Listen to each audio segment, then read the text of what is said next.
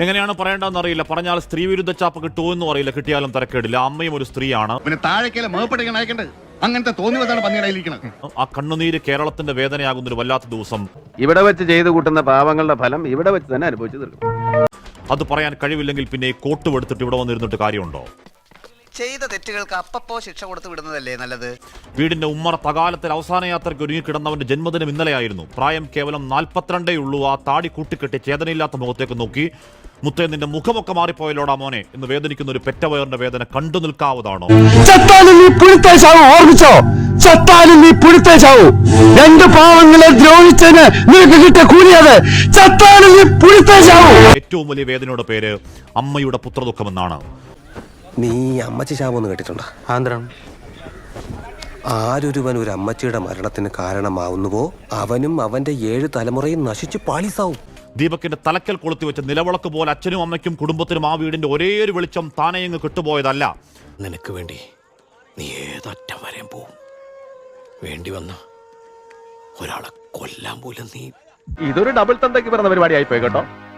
റീച്ചിനും ഷെയറിനും വേണ്ടി അഹങ്കാരത്തിന്റെ പരകോളിൽ ഒരു സ്ത്രീ അടിച്ചു കെടുത്തിയതാണ്. ഒരു കുടുംബം നാനാവിധമാക്കിയതാണ്. കുറച്ച് വ്യൂസിനും ലൈക്സിനും വേണ്ടി നിങ്ങൾ ഈ കാണിക്കുന്ന ക്രൂരതയുടെ ഉത്തരവാ ഇപ്പൊ ഈ ഐസിയു കിടക്കുന്ന സഫ്യ. അക്കാലം അത്രയും എല്ലാവരും നല്ലതു മാത്രം പറഞ്ഞൊരാൾ, രാവന്തിയോളം കഷ്ടപ്പെട്ട് അധ്വാനിച്ച് കുടുംബത്തിന് വേണ്ടി ജീവിച്ചൊരുത്തനെ സോഷ്യൽ മീഡിയ കമ്പോളത്തിന് വേണ്ടി സൈബർ ആൾക്കൂട്ടക്കൊലയിൽ തൂക്കി വിറ്റ് കഴിവേറ്റിയതാണ്. വെറുപ്പ് വിറ്റ് ജീവിക്കുന്ന നശിച്ച നാട്ടിലെ നിന്നെ പോലുള്ളൊരു മിസ്ഫിറ്റാണ് ഫ്രണ്ട്സേ. ഇപ്പോഴത്തെ ചോരത്തടപ്പ് ആവേശം കൊണ്ട് ഇങ്ങനെ പലതും തോന്നും. വീഡിയോ പലയാവർത്തി കണ്ട ബോധ്യത്തിൽ പറയുന്നു ആ യുവാവ് 110% നിരപരാധി. അതിനൊക്കെ ഉത്തരം പറയേണ്ടി വരും. കൂടെ ഉള്ളവരും കുടുങ്ങും. പോലീസ് ചോദ്യം ചെയ്യാൻ തപ്പിയെടുക്കുന്നതിന് മുമ്പ് വല്ല കുണ്ടിലോ കുടിയിലോ പോയി ഒളിച്ചോ. ഭാരമുള്ളൊരു ബാഗ് ഉയർത്തുമ്പോൾ അറിയാതെ പറ്റിയത് റീച്ചിന് പറ്റിയ ഒരു കോപ്പ് കിട്ടിയ ആനന്ദത്തിൽ ചിരിച്ചുകൊണ്ട് ലൈംഗികാതിക്രമം പകർത്തിയെന്ന് ആരോട് പറയലാണ്?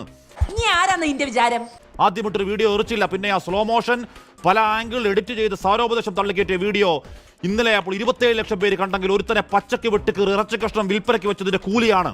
സാറേ ആ സമയത്ത് മാസിലങ്ങ് ആയിപ്പോയാണ് സാറേ. അങ്ങനെയൊക്കെ കഷായം ഗ്രീഷ്മയ്ക്കും കൂടത്തായി ജോളിക്കും വേണ്ടി വാദിച്ചവർ ഇവിടെയും ഒരു ഹാഷ്ടാഗ് അവൾക്കൊപ്പം ഉണ്ടാക്കി ഇറങ്ങുന്നുണ്ട്. സ്ത്രീപക്ഷ കാപട്യങ്ങളെ നാണമുണ്ടോ? നിന്റെ സമയം ഇപ്പൊ ഏകദേശം ശരിയായി വരുന്നുണ്ട് ഇല്ലേ മാഡം?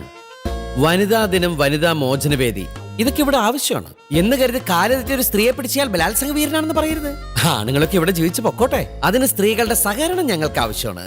കോൾ ഔട്ട് എന്നും പറഞ്ഞ് യഥാർത്ഥ പരാതികളെയും തൊലക്കലാണ് നിങ്ങളുടെ പണി. ഇത് പഴയ കാലൊന്നുമല്ല. നമുക്ക് നമ്മൾ എക്സ്പ്രസ് ചെയ്യാൻ ഒരുപാട് ഓപ്ഷൻസ് ഉള്ളപ്പോ സത്യം പറയാൻ നമ്മൾ എന്തിനു മടിക്കണം? ശരിയായ പരാതിയിൽ ആർജവത്തോട് അവൾക്കൊപ്പമാണ്. പക്ഷേ ഈ വ്യാജങ്ങളെ, സോഷ്യൽ മീഡിയ കോണ്ടന്റ് അപരാധങ്ങളെ സ്ത്രീ സമൂഹം ചെറുക്കുന്നില്ലെങ്കിൽ ഇനിയും അച്ഛനും മക്കളും ഭർത്താവും അടക്കം മച്ചകത്ത് തൂങ്ങിയാടും വേട്ടക്കിരകൾ, ആൺ ശവങ്ങൾ. ഇത്തരം ഫേക്ക് ന്യൂസുകളിൽപ്പെട്ട് ജീവിതം നഷ്ടപ്പെട്ട ആയിരക്കണക്കിന് കേസുകളാണ് നമുക്ക് ചുറ്റിനുള്ളത്.